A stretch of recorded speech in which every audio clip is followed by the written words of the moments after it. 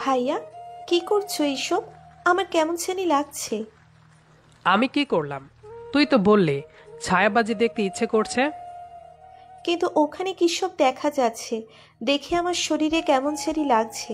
বন্ধ করো না প্লিজ। আরে, আরেকটু দেখ না, তারপর আরো একটু ভালো লাগবে। না, আমি আর দেখতে চাই না, তুমি বন্ধ করো প্লিজ। আরে পাগলি, আগে দেখ না কি করি।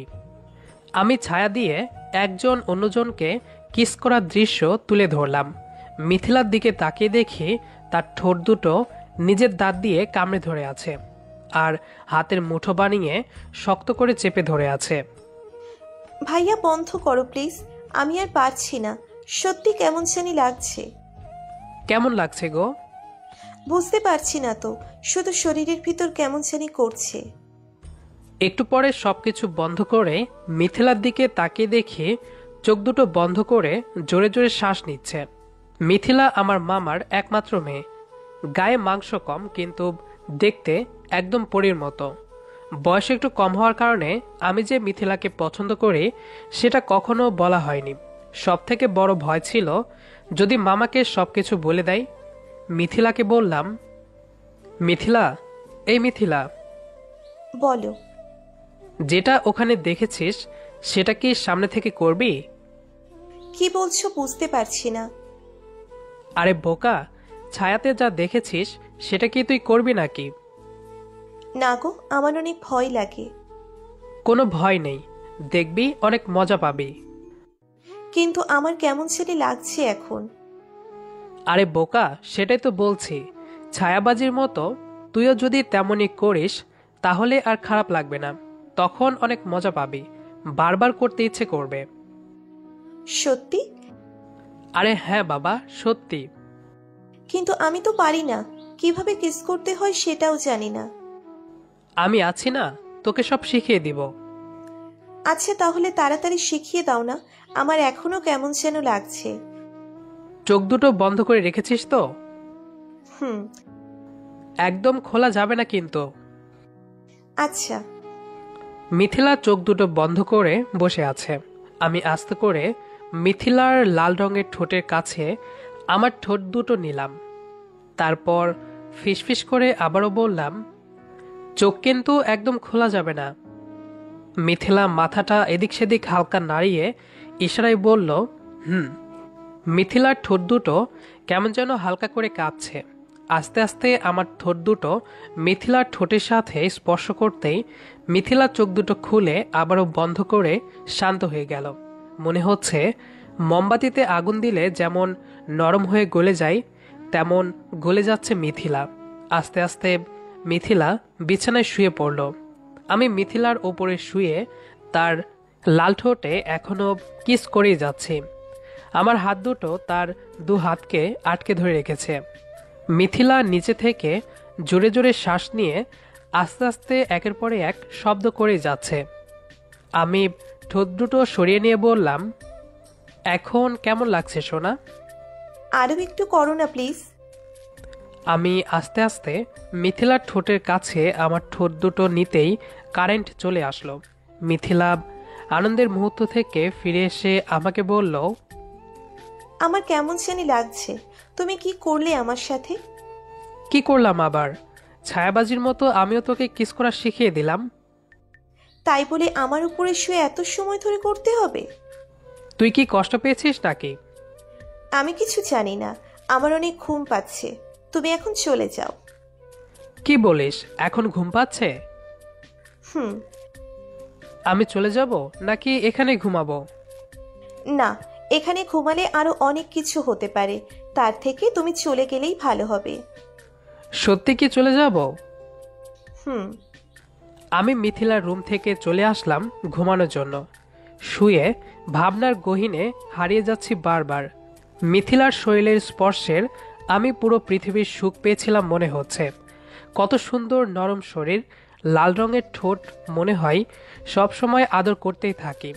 ভাবতে ভাবতে রাতে ঘুমিয়ে পড়লাম। মিথিলা আমার মামার একমাত্র মেয়ে।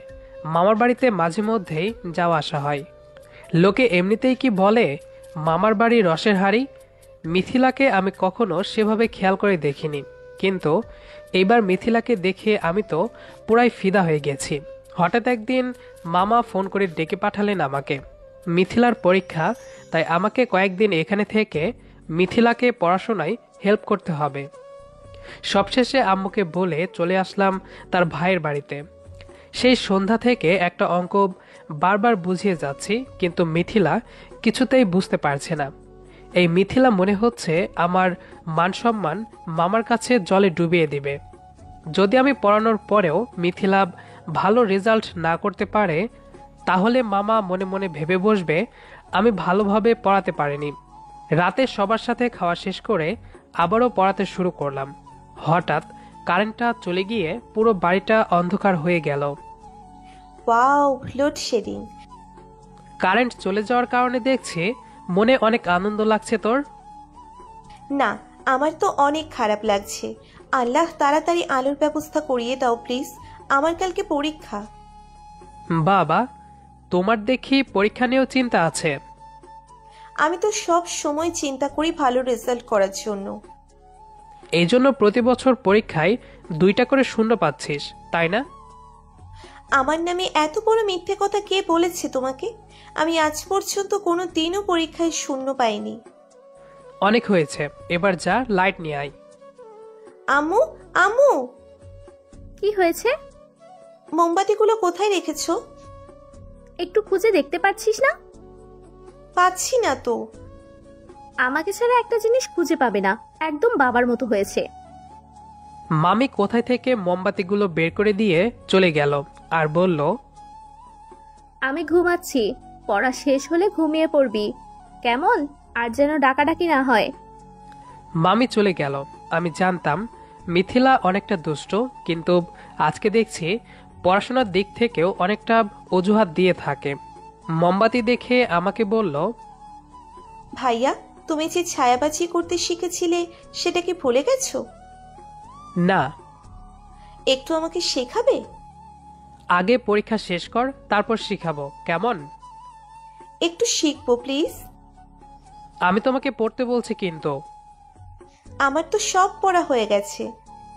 তাহলে ঘুমিয়ে পড়ো, আমারও অনেক ঘুম পাচ্ছে। মিথিলা এত সহজে ছেড়ে দেওয়ার মানুষ না। আমি জানতাম সে যে জিনিসটা একবার বায়না ধরবে, যেভাবে হোক সেটা পূরণ করে ছাড়বে। আরও বেশ কয়েকবার রিকোয়েস্ট করার কারণে আমি মিথিলাকে শেখানোর জন্য ছায়াবাজি শুরু করলাম। তারপর কি হলো সেটা তো বলাই হয়ে গেছে আপনাদেরকে। সকালে আমার গায়ে হাত দিয়ে আস্তে আস্তে ধাক্কা দিচ্ছে আর ডাকছে। ভাইয়া, এই ভাইয়া। কি হয়েছে, এত রাতে ডাকছিস কেন? এখনো রাত আছে নাকি? সেই কখন সকাল হয়ে গেছে। আর একটু ঘুমাতে হবে, ডাকাডাকি করিস না তো। এই অঙ্কটা বুঝতে পারছি না, একটু বুঝিয়ে দাও। আর বেশি অলসতা না করে উঠে বসলাম। এখানে আসার মেইন কারণ ছিল মিথিলাকে ভালোভাবে পড়াশোনা বোঝানোর জন্য। মিথিলাকে অঙ্কটা বুঝিয়ে দিয়ে আমি ব্রাশ করছি, মামি ডাকছে খাওয়ার জন্য। খাওয়া শেষ করে মিথিলাকে স্কুলে নিয়ে গেলাম। তারপর প্রতিদিনের মতো দুপুরে একটু ঘুমিয়ে নিলাম। বিকালে বাইরে থেকে একটু ঘুরে আসলাম। আজকেও রাতে মিথিলাকে পড়ানো বোঝানোর সময় আবারও কারেন্ট চলে গেল। মিথিলা মোমবাতি জ্বালিয়ে পড়ার বদলে আমার দিকে বারবার ভিন্ন দৃষ্টিতে দেখছে। কি হলো, তুই এভাবে বারবার আমার দিকে কি দেখছিস? ভাইয়া, তোমার ঠোঁট দুটো কালকে অনেক মিষ্টি ছিল। কালকের কথা কাল ছিল, আজকের কথা আজকে। পড়তে বসে এইসব বাজে বাজে চিন্তা মাথায় আনলে পড়াশোনায় কখনো মন বসবে না। আজকে তোমার ঠোঁট দুটো আবার একটু টেস্ট করতে চাই। বেশি হয়ে যাচ্ছে কিন্তু মিথিলা। একবারই তো প্লিজ। মিথিলা আমার সামনে বারবার এসব বলার কারণে আর না করতে পারলাম না। এদিকে আমারও যে তার ঠোঁটের নেশা কালকে রাতে ঘুম কেড়ে নিয়েছিল। অবশেষে রাজি হয়ে গেলাম, কিন্তু সেটা পড়া শেষ করে সবাই যখন ঘুমিয়ে পড়বে তখন। মিথিলা খুশি মনে পড়া শেষ করছে। নাও, এখন তাহলে শুরু করি। আমি কি বলেছিলাম সবাই ঘুমানোর পরে দিব? আমার তো এখনই ইচ্ছে করছে। একদম পাগলামি করলে হবে না, এটা কি সবার সামনে দেওয়া যাবে নাকি? যদি কেউ আসে তখন কি হবে? আমার তো এখন ইচ্ছে করছে। কিছুই হবে না। তুমি শুধু শুধু ভয় পাচ্ছ কেন? আমি যে কেন ভয় পাচ্ছি সেটা তোর বুঝতে হবে না। রাতে খাওয়া শেষ করে যখন সবাই ঘুমিয়ে পড়বে তখন দিব, ওকে? হুম। কথাটা বলা শেষ না হতেই মামি ডাকতে শুরু করলো রাতের খাবারের জন্য। আমি গিয়ে খেতে বসলাম। একটু পরে মিথিলা এসে আমার সামনে বসলো। মুখে ভাত তুলবো, ঠিক সেই সময় কিছু একটা পায়ে আঁচড় দিল মনে হচ্ছে। তাকে দেখলাম মামিদের বাড়িতে পোষা বিড়ালটা পাশে দাঁড়িয়ে মিয়াও মিয়াও করছে। তাহলে আমার পায়ে যে বিড়াল আঁচড় করেছে সেটা কি মিথিলা? আমি মিথিলার মুখের দিকে তাকাতেই আমাকে ছোট করে একটা চোখ মারল। এদিকে মিথিলার কাণ্ড কারখানা দেখে আমার তো পুরো রাগ উঠে যাচ্ছে। যদি মামি একবারও বুঝতে পারে তার মেয়ে আমার সাথে এইসব করেছে আর আমি তাতে সহযোগিতা করেছি, তাহলে মানসম্মান একদম ধুলোয় মিলিয়ে যাবে। কোনোভাবে খাওয়াটা শেষ করে আমি উঠে চলে আসলাম। মিথিলার রুমে না গিয়ে আমার রুমে শুয়ে পড়লাম। সামান্য ঘুমের ভাব হয়েছে এমন সময় কে যেন দরজা ঠকঠক শব্দ করতে শুরু করলো। উঠে দরজাটা খুলে দিতেই মিথিলা তাড়াতাড়ি রুমে এসে ভিতর থেকে দরজাটা লাগিয়ে দিল। তুই এত রাতে এখানে এসেছিস কেন? তুমি আমাকে কি বলেছিলে মনে নেই নাকি? আমার খুব ভালো করে মনে আছে মিথিলা এখানে কেন এসেছে। তবুও আমি একটু না জানার মিথ্যে ভান করে বললাম, কি মনে থাকবে? সত্যি মনে নেই? এখন ওইসব করার সময় নেই। রাত অনেক হয়েছে, আমার খুব ঘুম পাচ্ছে। আচ্ছা, তোমার কষ্ট করে কিছু মনে করতে হবে না। মিথিলা কথাটা বলতে বলতে সোজা আমার কাছে এসে কোমরে হাত দিয়ে টান দিয়ে তার শরীরের সাথে আমার শরীরটা লাগিয়ে দিল। মিথিলা, কি করছিস এসব? যদি কেউ আসে তাহলে কি হবে? এত রাতে কেউ আসবে না। যদি মামা মামি তোর রুমে তোকে দেখতে না পায় তাহলে কি খুঁজবে না? আমি বাইরে থেকে নক করে রেখেছি, মনে করবে দরজা লাগিয়ে দিয়ে ঘুমিয়ে পড়েছি। মিথিলার বয়স দেখে মনে হয় না তার মাথায় এত বুদ্ধি, কিন্তু হঠাৎ করে তার এত কিস করার নেশা উঠল কেন বুঝতে পারছি না। রাতের অন্ধকারে নিজের রুমে লক করে আমার রুমে এসেছে কিস করার জন্য। আমি আর দেরি না করে মিথিলাকে একটা কিস করলাম। হয়েছে, তুই এবার চলে যা। আরে এইটুকুতে হয় নাকি? শুধু একবার ঠোঁটের সাথে লাগিয়ে তাৎক্ষণিকভাবে সরিয়ে নিলে। আমি তো কিছু বুঝতেই পারলাম না। তাহলে কি এখন সারা রাত ধরে কিস করতে হবে নাকি? আমিও সেটাই ভাবছিলাম, আজকে রাতটা না হয় এখানেই থেকে যায়। আরে পাগল হয়েছিস নাকি? তাড়াতাড়ি চলে যা বলছি। আরে আমি তো মজা করেই বলছিলাম, তুমি শুধু শুধু রেগে যাচ্ছ কেন? আমার রাগ দেখে মিথিলা কথা ঘুরিয়ে নিল। তবে মনে হচ্ছে এই সামান্য কিস করাতে মিথিলা যাবে না। আবারও তার ঠোঁট দুটো আমার ঠোঁটের সাথে লাগিয়ে কিস করতে শুরু করলাম। তারপর মিথিলাকে আমার বুক থেকে সরিয়ে তার রুমে যেতে বললাম। মিথিলা যেতে সংকোচ বোধ করলেও আমার রাগ দেখে চলে গেল। আমার ভুল হয়েছিল সেদিন কিস করে মিথিলাকে হট করানো। সে হয়তো এখন সবসময় কিস করার ভাবনায় ব্যস্ত থাকে। শুয়ে ভাবছি যত তাড়াতাড়ি সম্ভব আমার এই বাড়ি থেকে চলে যেতে হবে, না হলে কখন মিথিলা উল্টাপাল্টা করবে তার ঠিক নেই। পরের দিন সকালে ঘুম থেকে উঠে খেয়ে নিলাম। তারপর মিথিলাকে স্কুলে রেখে এসে মামিকে বললাম, মামি, আমি বাড়িতে যেতে চাই। কেন অয়ন, কোনো সমস্যা হয়েছে নাকি? অনেকদিন হলো এসেছি, আমার মনে হয় বাড়িতে যাওয়া দরকার। অনেক দিন হলো এসেছো মানে? তোমাকে কেউ কিছু বলেছে নাকি? না, আমি সেটা বলছি না। দেখো, তুমি আমার ছেলের মতো, যতদিন ইচ্ছে হবে তুমি এই বাড়িতে থাকবে। আসলে বাড়ির কথা খুব মনে পড়ছে। তাছাড়া মিথিলার তো কঠিন সাবজেক্টগুলোর পরীক্ষা শেষ হয়ে গেছে, তাই না? আজকে তোমার মামা তো বাসায় নেই, ব্যবসার কাজে সকালে শহরে গিয়েছে। তুমি আজকের দিনটা থাকো, কালকে তোমার মামা আসলে দেখা করে যাবে, কেমন? আমি মুখের সামনে হাত নিয়ে ফিসফিস করে বললাম, এতক্ষণে আপনার মেয়ে আমাকে ঠিক রাখলে হয়। কিছু বললে কি? না, তাহলে কালকেই যাব। হ্যাঁ, কালকে তোমার মামা আসলে তবেই যাবে, কেমন? এখন খেতে আসো, আমি ভাত দিচ্ছি। খাওয়া শেষ করে আমি স্কুলে গেলাম মিথিলাকে আনার জন্য।